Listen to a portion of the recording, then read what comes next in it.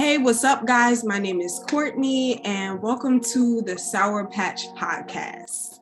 I am so excited to get to this week's episode. We have a lot to cover, and I ruffled some feathers with my last video about Donda and CLB. And we're going to talk about it a little bit, but just a little bit because, look, y'all, I said my opinion. It is what it is. And y'all just going to have to live with it. But we're going to talk about it a little bit. But today I have a very, very special guest. I'm going to let you introduce yourself whenever you're ready. Go ahead. All right, what's going on, everybody? My name is School, engineer, producer, Courtney's best friend. We've known each other for a very long time now. And yeah, I'm happy to be here, be a part of her podcast. Podcast is super dope. I'm glad you started it. Proud of you. And yeah, let's get to it. And he being real nice, y'all, because I get on his last nerves. You hear me? Like, he's sick of my shit daily, but it's okay because we love each other, so it's all good. Yeah, she right. But, you know. Let's talk music. So I am fortunate enough to have a lot of musical people in my life. My mom's a singer. My dad plays instruments, all sorts of stuff. I'm also fortunate to have School as my best friend, who is a music producer, engineer, rapper, singer. He won't ever do it, but all that. He's just, he's dope. Like, he's definitely dope. I'm one of his biggest fans. I love just about everything he does. And we talk music all the time. And when I first listened to Donda and CLB, of course, he was the first person that I sent a voice note that was like, 5 minutes long to, just telling him my thoughts and my opinions. And as soon as I was like, I think CLB is better than Donda, I get the face text that says, "You sure?" with the big eyes.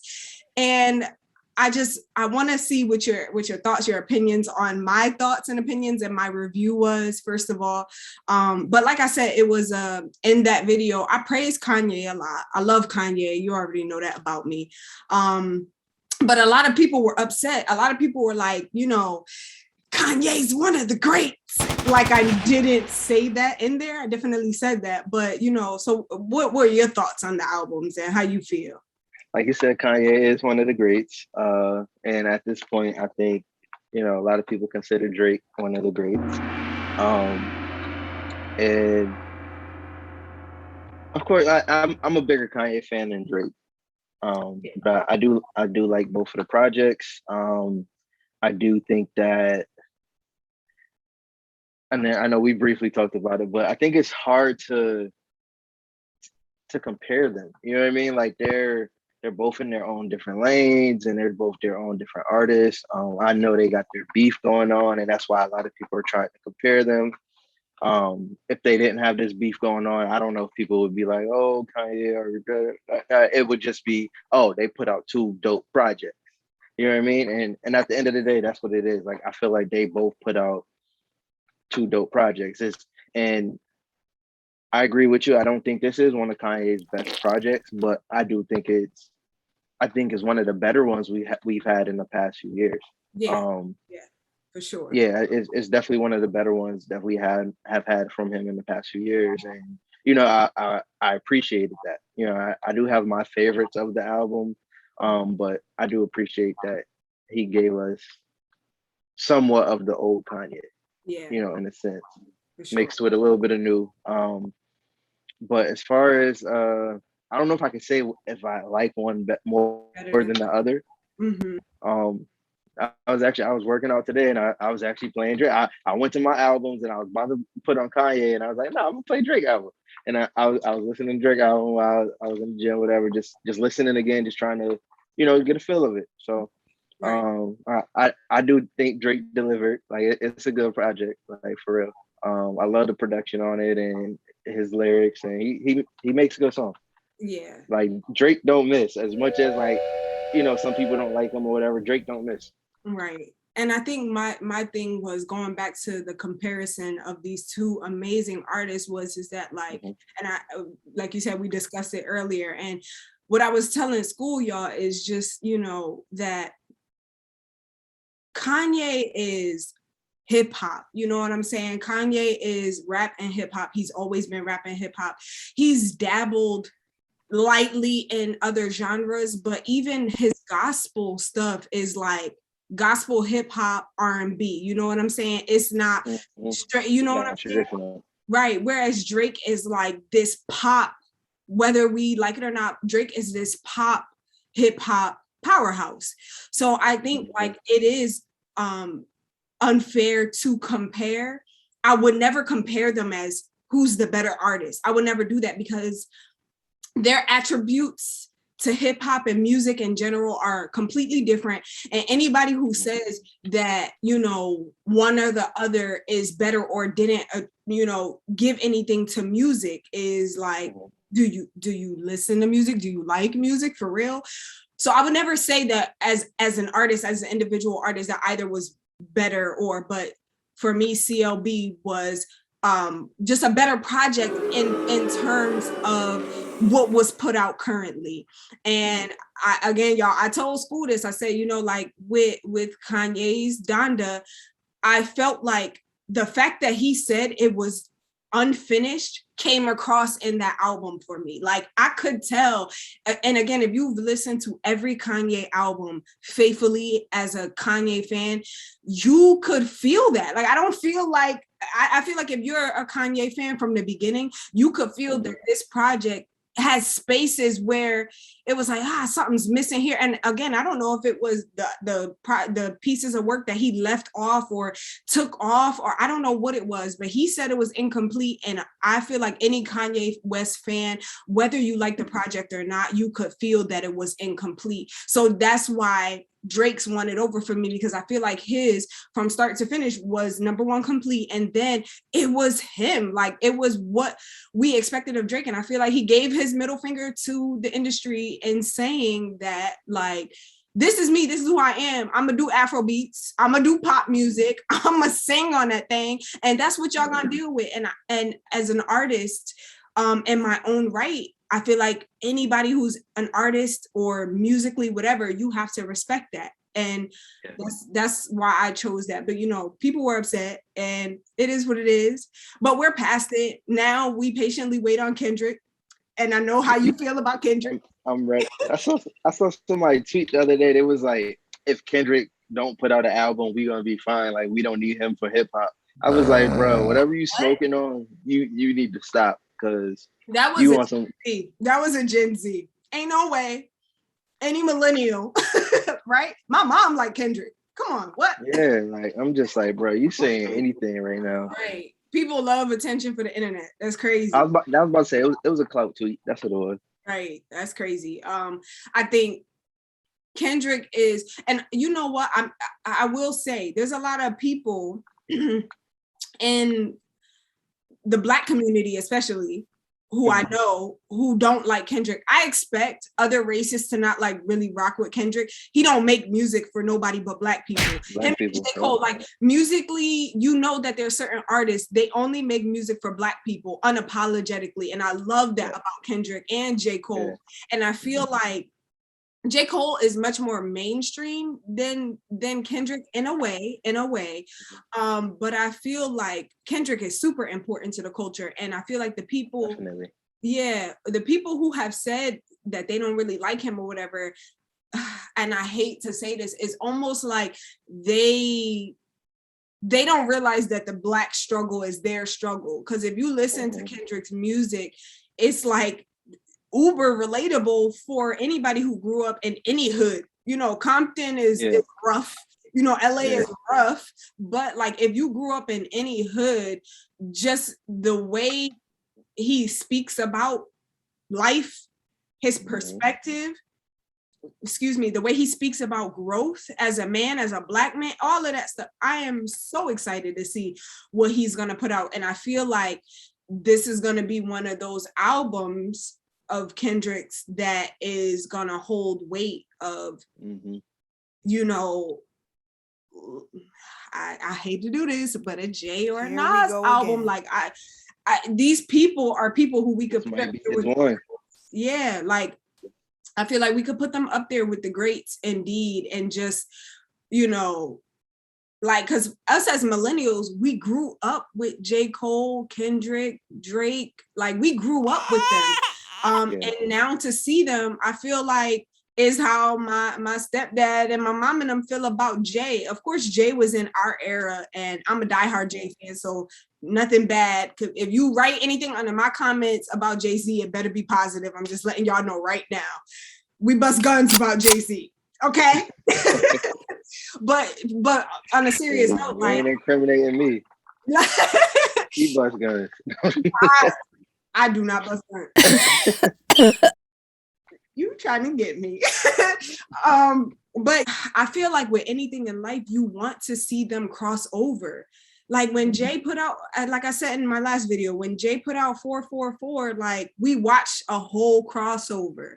King's Disease, Nas, we watched a crossover. Like, I feel like, and I think I said this to you earlier too, people expect artists like Kanye, Drake, any artist really, any major artist, they expect artists to kind of stay the same.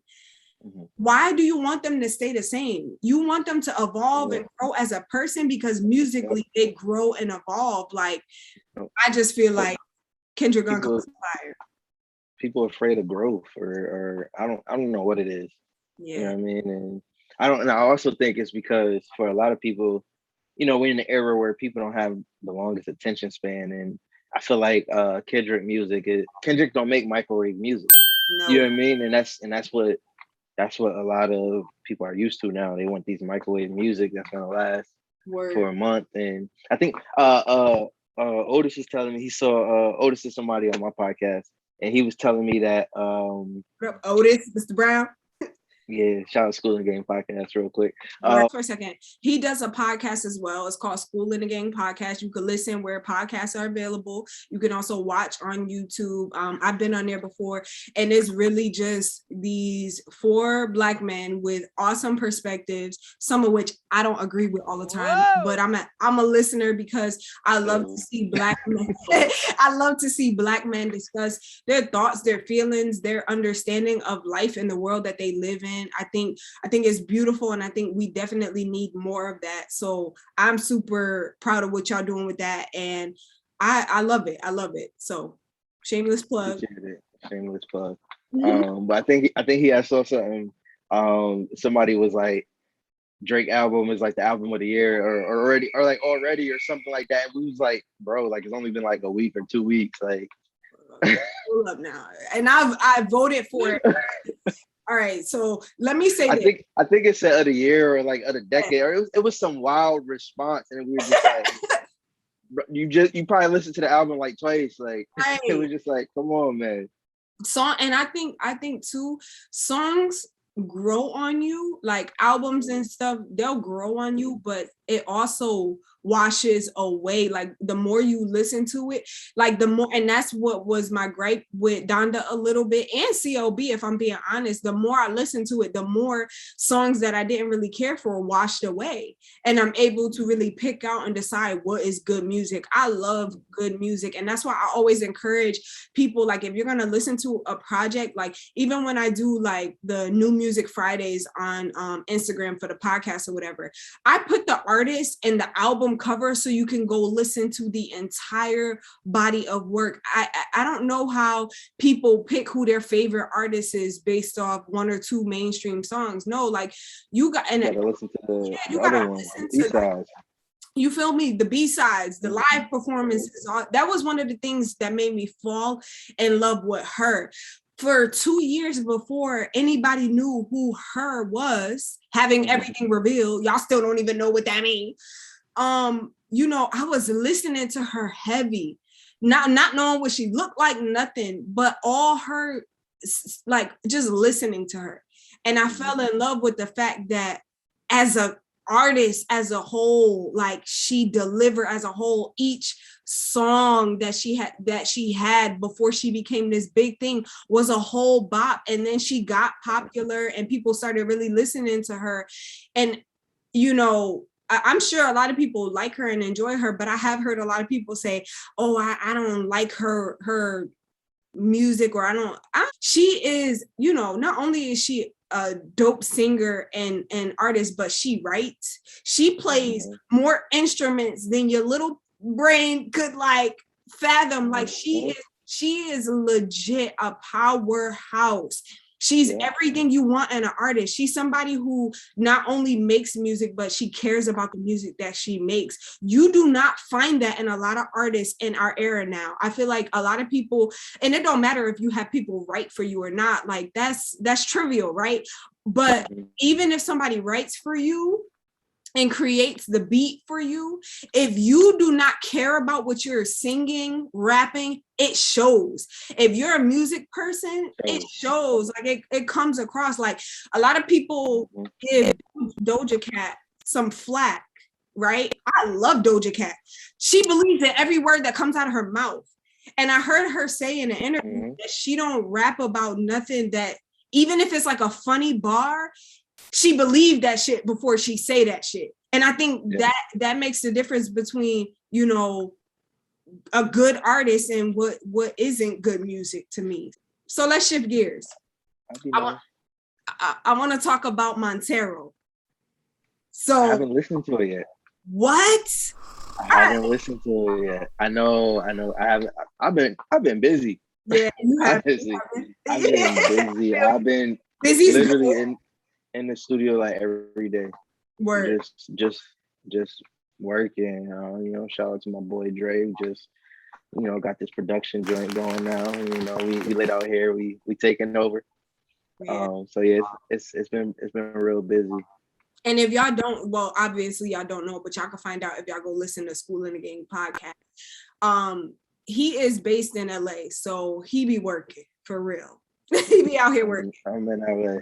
He trying to make sure Drake comes through. I'm probably looking tired right now, but I've been working. I was in the studio till like 4 this morning.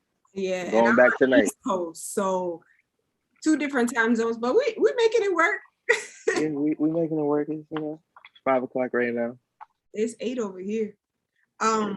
So Montero, I've heard great things about it.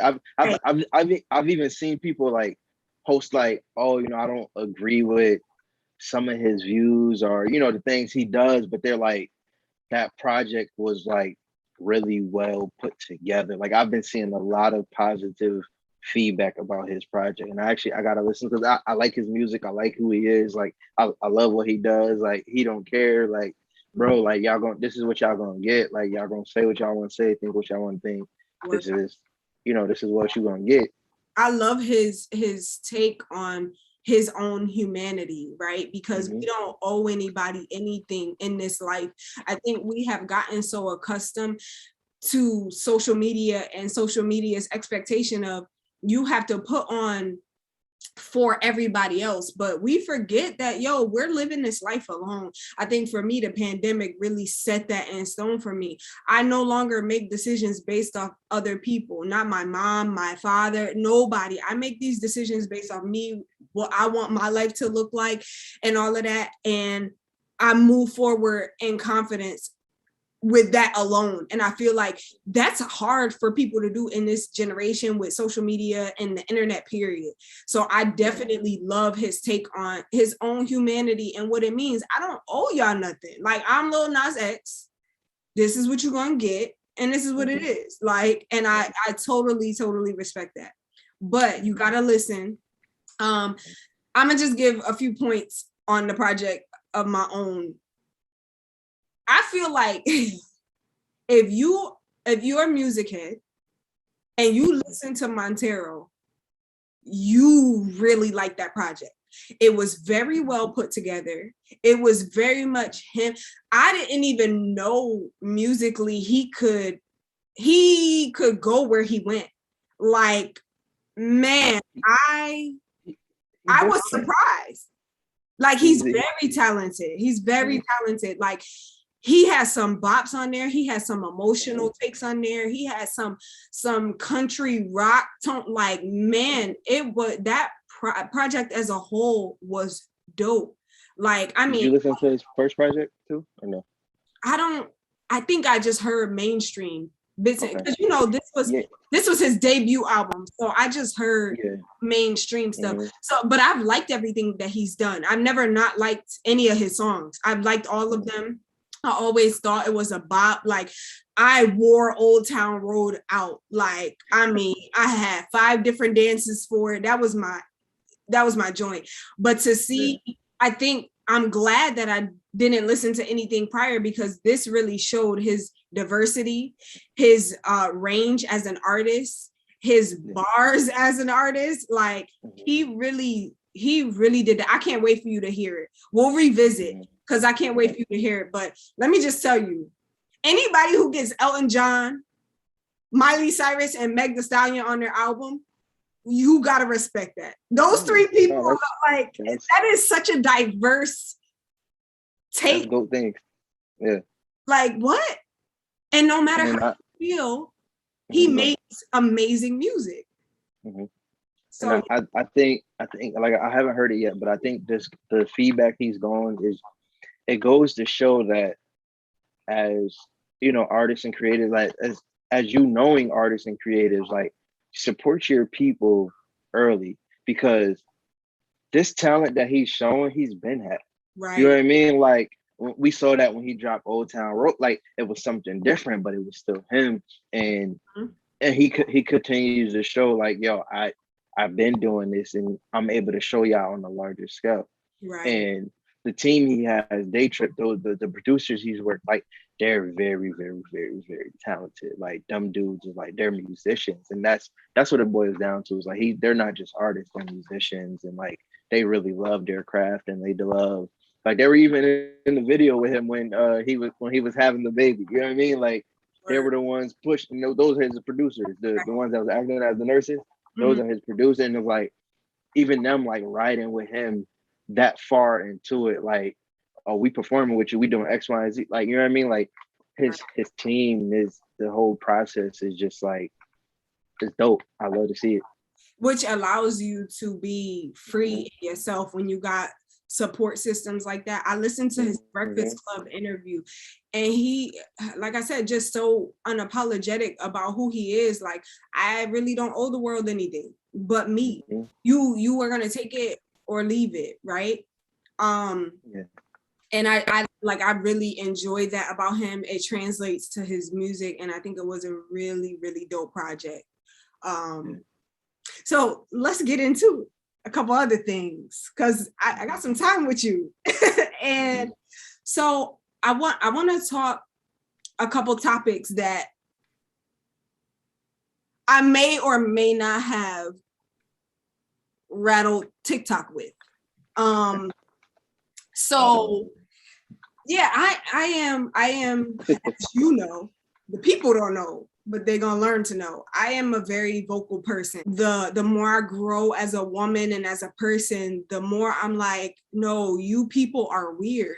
One of the things that people got real upset with me about, men especially, Black men especially, was I said that, oh Lord. I said that white women, racist white women, and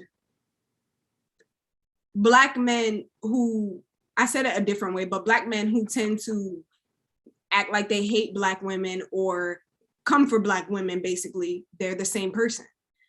And people were upset about that because they felt like, how you gonna be pro-Black, right? And say that about Black men. You should never compare a racist white woman to a Black man, no matter what the circumstance. But if a Black man causes the same harm and damage to a Black woman, right, that a racist white woman does, to me, y'all are the same person. And it's not much different. Right. It's not, because if you're going to insult Black women on their hair, their body shapes, all sorts of stuff, the same stuff that Kevin Samuel lights, whatever you people call them, the same stuff that they attack Black women on, it's always surface stuff. You know what I'm saying? Like, it's always your hair, your facial features, your body shape, you know, it's all surface stuff, right? if Black men who attack Black women like that compare those attacks to what a racist white woman would say to us in public, it's the same.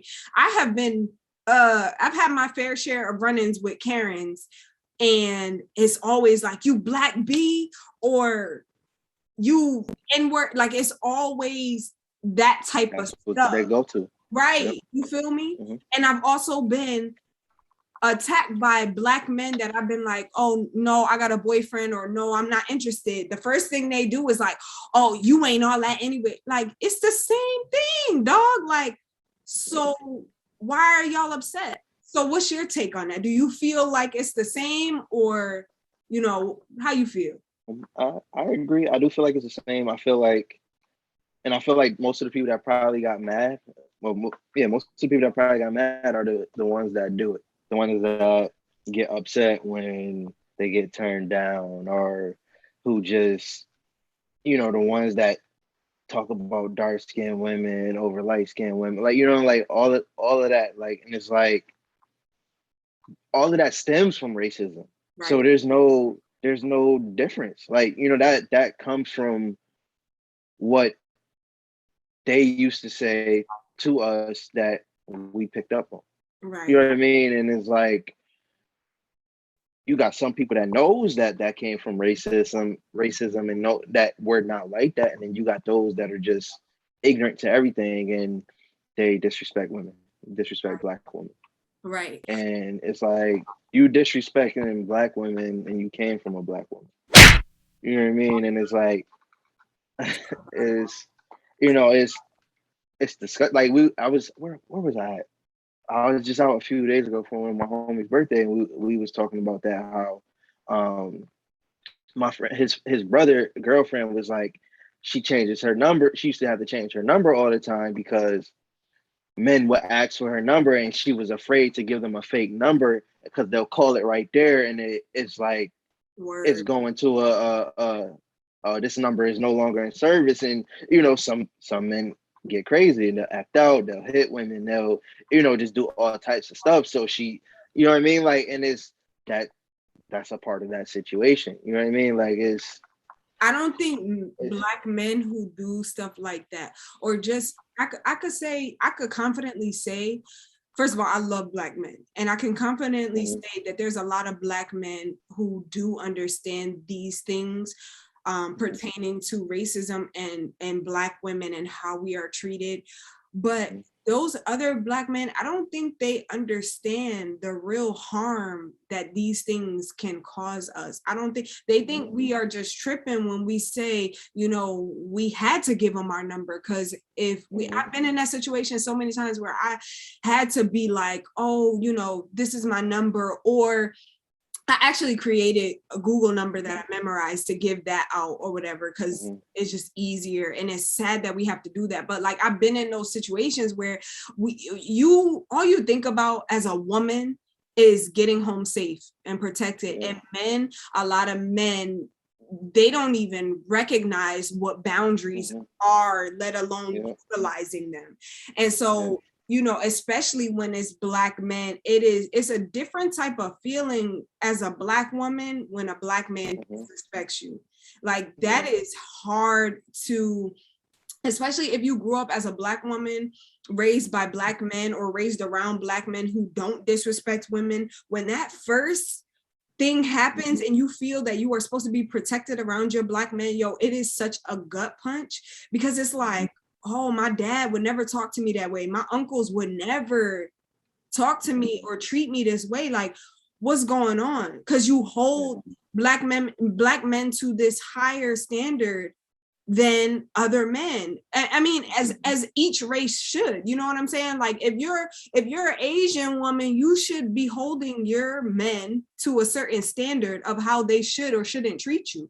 And I don't feel like our community should be different, but our community is so divided sometimes. You brought up how, Black men will say so many things about brown-skinned women, and being light-skinned is this glorifying thing. And I for one hate it. I was raised with brown siblings. Like they teased me because I was so light. You know what I'm saying? I would never fix my mouth to ever disrespect them because they're dark, because I never seen it like that. I was never raised that way. But I know the world that we live in, and I saw it as a kid, of course, you know, the brown skin or the darker kids getting, you know, picked on and told, oh, you dark and crispy, you burnt, stupid stuff like that. And I feel like Black men tend to perpetuate that and make it worse. People will act like colorism isn't this real thing, and like it's so real. And I think it's, as a light-skinned person, it's my responsibility, and every other light-skinned person in the Black community's responsibility, to see that plight for brown and dark-skinned individuals, and to see it, to understand it, and to aid in it. You know what I'm saying? Because nobody asked to be the color that they are, but we are beautiful. You know what I'm saying? I love brown skinned people. I obviously, like, I love people who are Black, period. You know what I'm saying? It don't matter if you're Afro, Latino, whatever. Like, I love Black people, period. And so to have that divide on skin tone and shade is bonkers. And I just wish that Black men understood what they were doing when they did stuff like that.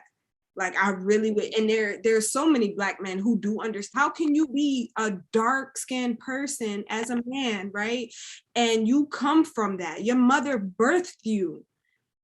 She birthed you through her canal as a Black man, and you disrespecting Black women? How?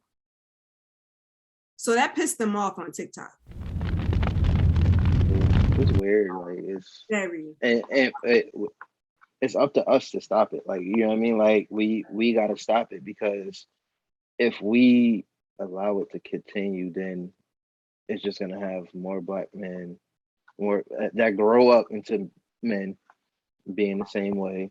And then, you know, you do get some women who that kind of like misogyny. Yeah, you know what I mean? And it's like, it's just a cycle. Mm-hmm. You know what I mean? And it's like, we got to figure out how to break the cycle. We got to figure out how to uplift our own people and make our life better, because it's not going to get better unless we make it better. You know what I mean? We got to change it. We got to remove ourselves from what generations before us was taught, the racism that was instilled into our minds, that, you know what I mean? Like, all of that stuff got to get changed. It got to be removed, and we got to just wash our hands of it, and, you know, hopefully it happens. Yeah. I think it can, if enough people actually like fight for it. Right. And I think that's one thing I will say about the future generations, like Gen Z and stuff. These younger kids are not tolerating the kind of bull that our parents and even us tolerated. Like, things are definitely changing. I don't know if they're changing at a rate that in our lifetime. I pray that we do see change, like radical change in our lifetime. Yeah. But you know, no, you can never really tell, because as strong as, you know, Black power and Black love and just the craving that we have as a unit, as Black people, to move forward and to change, as strong as that is, so is oppression, so is racism. You know what I'm saying? The people that hate us deep, 400 years deep, multiple 4 or 5 generations deep. They hate us, you know? So it is that thing that we hope we see change, and we're pushing for change. And I want to be part of the change indeed, but you never really know.